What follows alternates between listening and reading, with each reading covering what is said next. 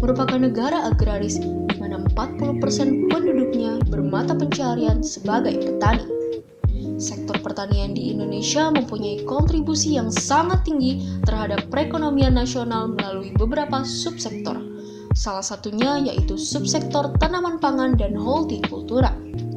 Komoditas hortikultura pasca panen merupakan suatu produk yang melakukan proses metabolisme secara aktif.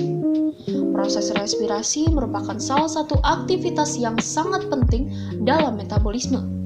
Namun, proses ini menyebabkan produk hortikultura kehilangan tingkat kesegarannya, sehingga mudah layu bahkan hingga busuk. Dan hal ini juga berpengaruh terhadap penurunan nilai gizi dan mutu untuk setiap produknya.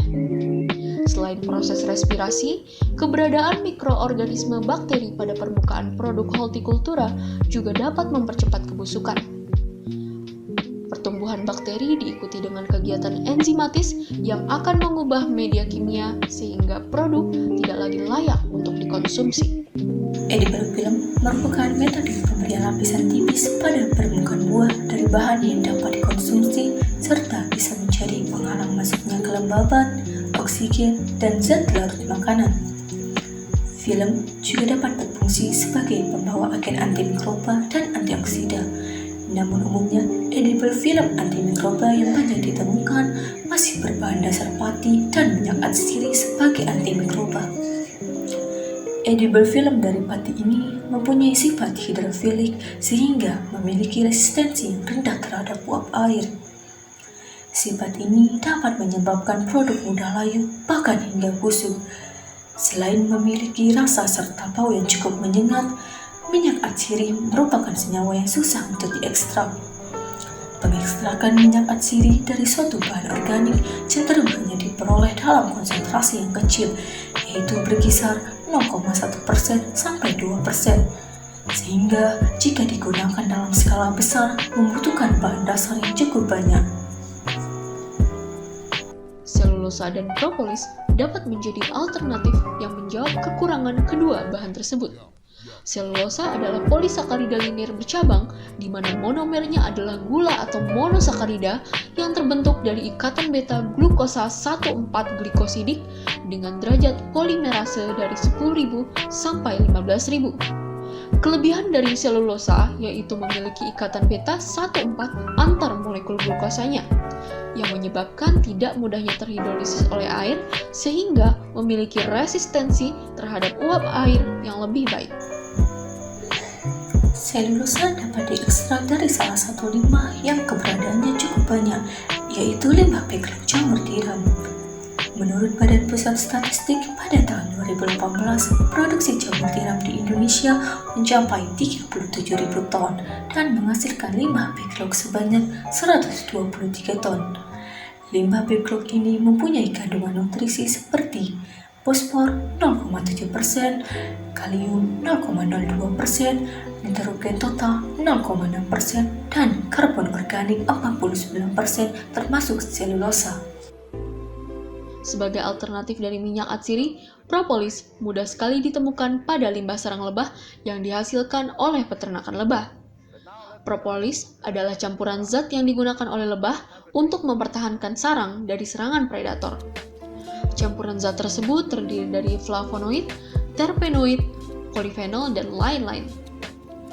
Propolis sangat mudah diekstrak dengan hasil rendemen yang cukup besar, yaitu berkisar antara 6% hingga 18%. Berdasarkan hal tersebut, kami delegasi dari Universitas Brawijaya yang beranggotakan Yusuf Kustianto, Mutiara Varianda, dan Agustina Dwi Hartati dengan bangga mempersembahkan Nano Edivil, Nano Cellulose Edible Film, pemanfaatan limbah media tanam jamur tiram dan propolis sebagai film antimikroba pelapis produk hortikultura guna menunjang ketahanan pangan Indonesia yang lebih baik. Tujuan dari penulisan karya ilmiah ini antara lain: pertama, untuk mengetahui cara membuat edible film yang berbahan dasar nanoselulosa dan propolis. Yang kedua, untuk mengetahui karakteristik dari edible film. Dan yang terakhir, untuk mengetahui peluang dari edible film. Penelitian ini disusun berdasarkan informasi dari literatur yang ada. Nano Edivil merupakan edible film berbahan dasar nanoselulosa yang diekstrak dari limbah backlog, sehingga dapat mengatasi kekurangan yang dimiliki oleh edible film sebelumnya. Selulosa merupakan salah satu jenis polisakarida yang memiliki sifat lebih tahan air. Untuk menambah kelenturannya, selulosa akan dibentuk dalam ukuran nanopartikel. Pengembangan teknologi nano ke dalam formula edible film ini meningkatkan efektivitas penyimpanan buah dan sayur. Edible film yang bersifat antimikroba berpotensi dapat mencegah kontaminasi patogen pada berbagai bahan pangan yang memiliki jaringan seperti daging, buah-buahan, dan sayuran, sehingga dapat menghambat bakteri pembusukan yang dapat menurunkan mutu pangan. Pada nanoedifil digunakan propolis sebagai antimikroba yang dicampurkan dengan zat-zat lain seperti flavonoid, terpenoid, dan senyawa lainnya. Propolis sangat mudah ditemukan pada limbah serang lebah yang belum pernah dimanfaatkan untuk pembuatan edible film sebelumnya. Propolis tidak memiliki bau dan rasa yang pekat, sehingga efektif jika dicampurkan dalam bahan pembuatan edible film ini. Propolis merupakan salah satu cara yang digunakan untuk menekan pertumbuhan bakteri sehingga menambah zat antibakteri pada edible film. Isolasi selulosa dilakukan dengan melakukan delignifikasi, yaitu dengan merendam serbuk limbah backlog menggunakan basa alkali seperti natrium hidroksida dengan dilakukan pemanasan. Karena selulosa selalu ditemui dalam bentuk lignoselulosa atau hemiselulosa, maka perlu dilakukannya pemisahan untuk mendapatkan selulosa murni. Setelah itu, akan dilakukan bleaching dengan merendam hasil isolasi dengan natrium hidroksida dan hidrogen peroksida dengan pemanasan, hingga diperoleh larutan kental selulosa yang lebih murni. Pembuatan nanoselulosa dilakukan dengan membuat cross-link antar molekul selulosa. Perlakuan cross-linking dilakukan dengan menghidrolisis setengah dari senyawa selulosa agar terbentuk ikatan hidrogen antar molekulnya. Hidrolisis dilakukan menggunakan asam sulfat pekat dengan proses pemanasan, kemudian disonikasi sehingga diperoleh nanoselulosa. Pembuatan edible film berbasis selulosa dapat dilakukan dengan mencampurkan nanoselulosa dan bahan-bahan tambahan seperti plasticizer, minyak atau lipida, dan bahan lainnya termasuk bahan aktif atau antimikroba dari propolis yang diperoleh dari maserasi limbah sarang lebah.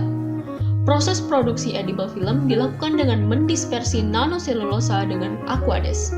Kemudian dilakukan pengadukan serta pemanasan dengan ditambahkan bahan plasticizer dan ekstrak propolis. Setelah terbentuknya gel, akan dilakukan proses pelapisan untuk mendapatkan bentuk lapisan film yang dilakukan dengan mencetak pada plat kaca dan kemudian di oven selama 23 jam, sehingga didapatkan film yang berbentuk lembaran yang luntur. Nanoedifil memiliki keuntungan sebagai penyempurnaan edible film yang sudah ada sebelumnya.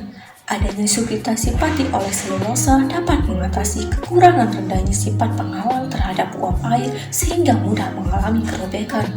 Selain itu, pengembangan nanoselulosa ini dapat meningkatkan sifat dari edible film, di mana dapat mengontrol pelepasan bahan aktif, meningkatkan stabilitas dan elastisitas, serta ketahanannya terhadap panas yang lebih baik. Penggunaan propolis sebagai antimikroba dapat memberikan nilai tambah kepada edible film ini. Karena ekstrak propolis selain mudah diekstrak, propolis tidak memberikan bau yang terlalu menyengat dibandingkan minyak atsiri. Nanoedifil juga memiliki peluang untuk diaplikasikan secara komersial, mengingat limbah backlog dan propolis sangat mudah ditemukan di Indonesia. Dahlan Iskan pernah berkata, "Kita malu bahwa negara agraris dan kaya akan bahan mineral ini masih impor pangan." Tapi malu saja tidak cukup. Harus diambil langkah untuk mengatasi permasalahan tersebut.